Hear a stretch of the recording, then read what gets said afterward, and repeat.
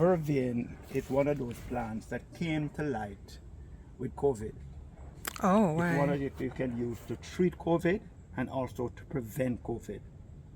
And what organic farming helps you to do is to not to be reactive, but to be proactive.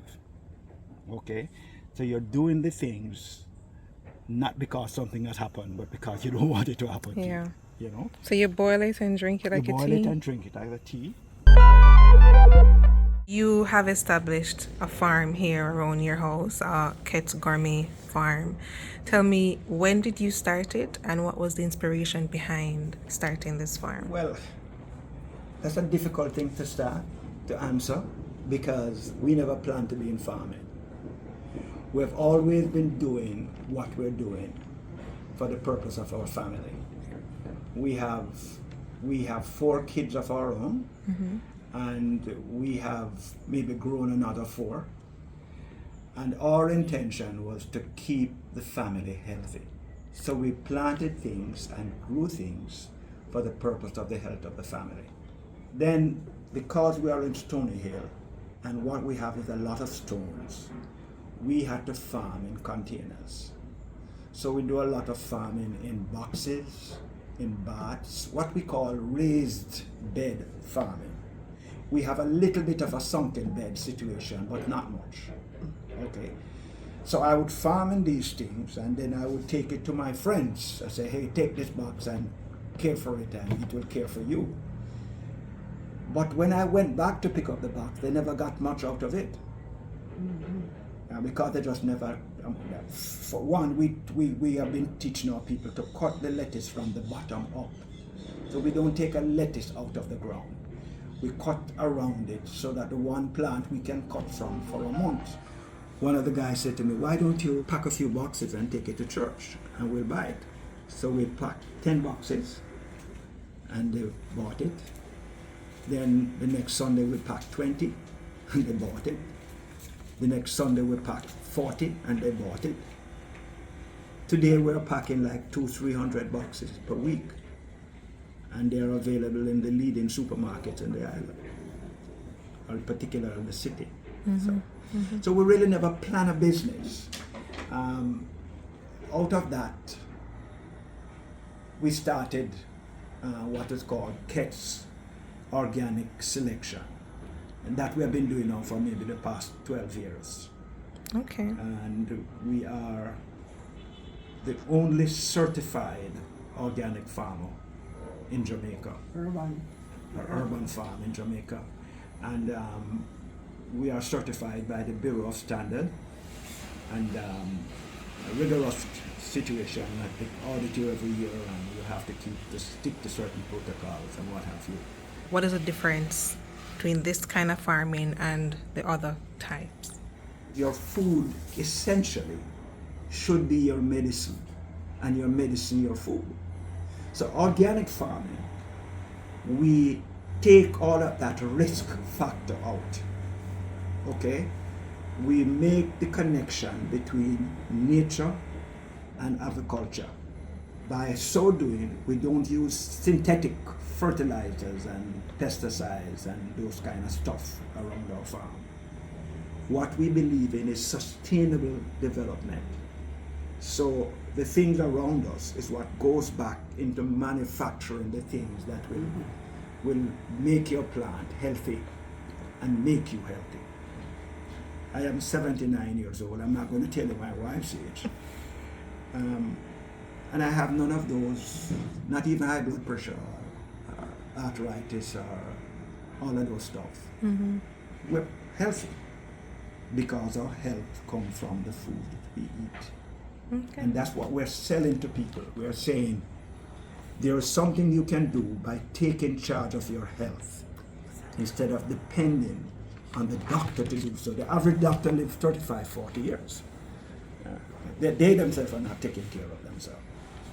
But if you will do what we're saying, you will be able to guarantee not only adding life to your years, but years to your life. I like that. I like it. What are some of the produce that you have here on the farm? You mentioned lettuce. That seems to be your main crop. Traditionally, lettuces and herbs. Okay, we have a number of other things, but our traditional products are lettuces and herbs. What kind of herbs? Cilantro, dill, parsley, basil, that kind of stuff. Not marijuana. Because people hear weed, let's say herbs. They hear herbs. But we're talking about the herbs that you want to use for your spices to cook with. But it's incidentally, those herbs also act as a part of our protection for the plants we do, because we believe in what is called companion planting. So what we want to find out is what is it that will drive the insect from this plant, and what is it that will pull the kind of thing that we want to use that will protect the plant. So that's what we do. You started out just farming for yourself and your family, and it grew into something bigger. Were there any kind of challenges that you experienced during that transition that you would like to share? I believe the greatest challenge was to get certified as an organic farmer. It didn't come about easily at all. It took maybe 2 years, because there are certain things that you have criteria that you have to meet, and you found that it wasn't so easy in coming. What kind of criteria you meant? Like, for argument's sake, for you to get certified, you would have to not use pesticides on your property for at least 3 years. You have to do yearly water and the earth and dirt Analysis at mining and geology department. No, it's now being done at the agricultural department, where you have to take your soil and your water to be tested. So there are a number of challenges, but at the end of the day, and you have to document everything that you do. You have to document how much seed you plant, how much you reap from the seeds, how much you reap from what you have planted, and documentations for them is a must. And you have to do that documentation. You have to use, whether you use chicken manure or rabbit manure, or when you store it, where you store it, how you store it. We have about 6 composters on the land, and we have to know what to throw into the compost, because we use that after it rot down to make the soil and to do what the plants needs. It sounds like you have to be very meticulous. Very, very meticulous in what you do. Is it just both of you, or do you have staff? We have a staff. Yeah, we have about half a dozen persons who work between packing, because we have a packing facility, and we have the gardeners who plant and reap. Now, we've had a lot of rains over the recent. We had a lot of rains over the recent weeks. Right now we're at the low end. We have just been getting too much water, and as you know, lettuces are delicate. The leaves are. So our production is down now, because the amount of rain that we're getting, nobody anticipated it. No, it's difficult to plan around. I hear that another storm is on its way. And there's something out there. Hopefully it doesn't, Yes. Yeah, but come even here. then, I wanted to ask you specifically, how you've seen climate change impact, the farm now versus, a couple of years back. How has it impacted how you do things and affected your plants and so forth? well, what has happened is that you're coming from a situation where you could project what your weather pattern is going to be. Well, we know May is a rainy month, we know October is a rainy month. We don't have that anymore. It can be any time. So what climate change has done is to mess up the cycle of things. So you can't plan around it. You can only work with it as it comes, and sometimes it's extremely difficult to do. Yep, definitely. How big do you think the market is here in Jamaica for this type of produce, for organic farming? The market internationally It's growing. is about $80 billion. The market locally is growing by leaps and bounds. We are not able now to even meet at 20% of that market.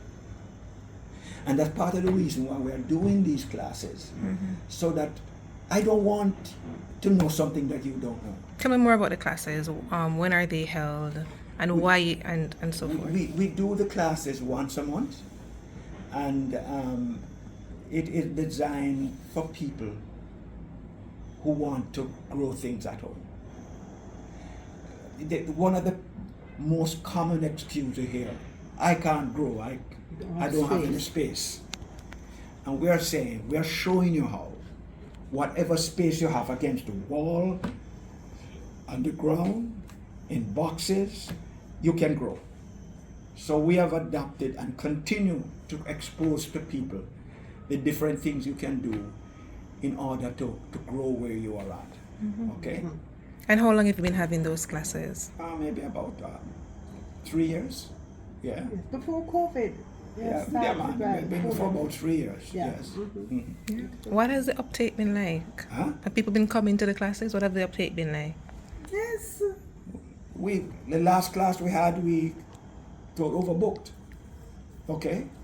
And these 2 classes we're having, they're already over 50% booked. Okay? People just need to know what to do. Yeah? And that's what we're here to do. And we also offer an incentive for people to bring their gardener, because lots of gardeners, all they really know to do is to chop down things. They don't know how to plant and to maintain what they have planted. And so we offer a special percentage for persons to bring their gardener along with them when they are coming, so the gardener can learn how to do these things. How did you guys learn to do these things? How did we learn to do it? I'm a spirit-led person. I've never been to an agricultural institution, but I would like to think that God has helped us in our process to do what we're doing, and we're constantly on research and development. We're never happy, never contented that we know it. I think he loves plants from he was growing up. Because when I met him, he used to have at his gates some little candles plant with 10 o'clock flowers growing in them. And people used to buy them from him. Yeah. Yes, so he loves plants, and plants love him, and they grow. That's what it is. In a real sense, that's what it is. Yes. Okay. You don't remember that? Oh, I can't forget that. No. Okay.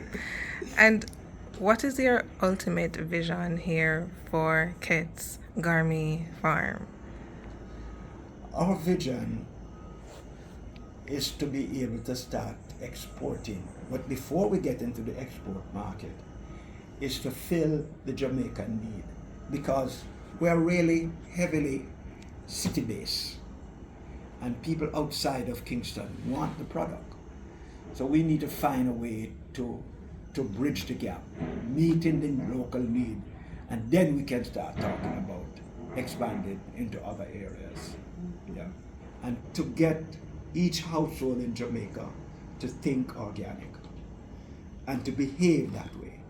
If you understand the kind of a problem we have with our food supply, you'll understand my passion. So the idea is to get to where more and more persons will understand that you can grow a little organic thing at home. And we're not talking about expanding our business per se, but expanding the knowledge to get the behavior to change in the society. That people will understand that the nicest vegetable you can eat is the one you grow yourself.